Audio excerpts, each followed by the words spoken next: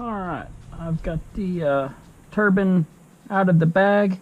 Had these two stowaway lock washers, still have not found where they might have came from.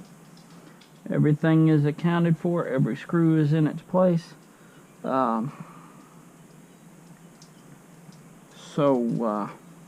I will keep an eye out.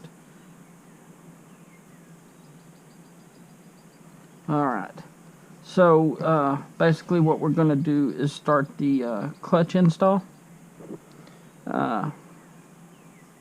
Please note that there is a washer that ships with the engine. That is right here. This washer stays right here. It does not move.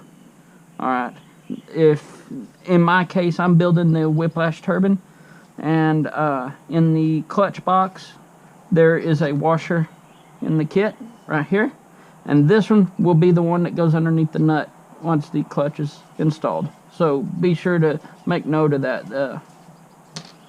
The one that ships with the engine stays in between the clutch stack and the output shaft.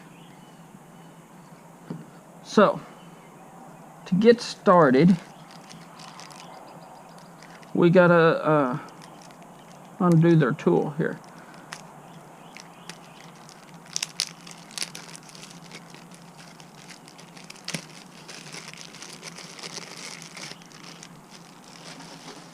This cool little piece of plastic right here.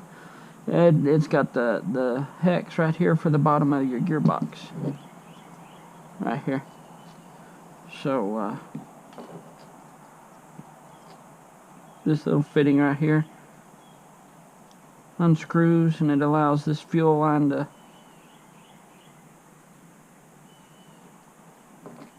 gently remove. Then your tool goes in there, and it is quite tight, but it has alright,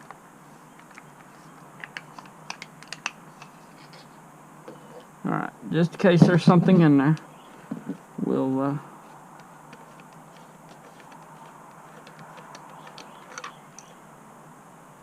alright, so alright, you see the ring gear, the pinion, and this nut right here is what we got to hold while we install the clutch stack on.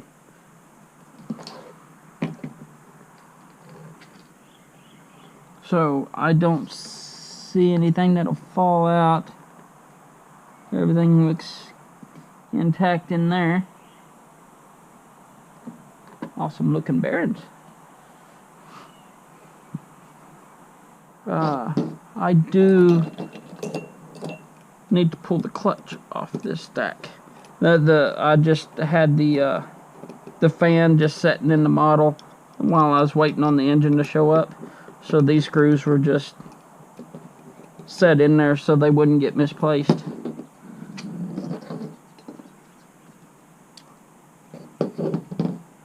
Alright, set the clutch aside. Alright. And I'm not going to go over the build of the model of the helicopter because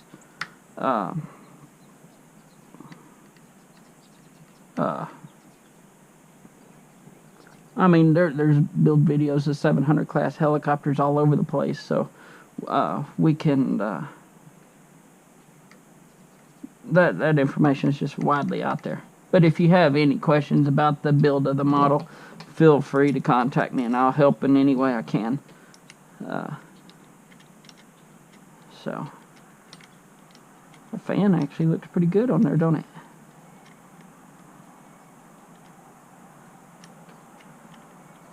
Now I may have to break the video here. I forgot to get something to hold back up on this other gear, so I am gonna have to determine what size socket that is, and I will pass that information along too on the video. I have one socket set here, and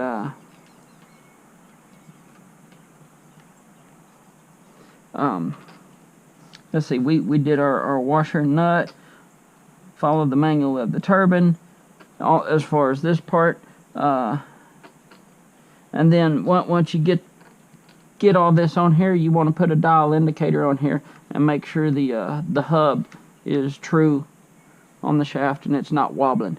It'll wear out your bearings, it'll put extra strain on everything and vibrations and everything else that we don't want.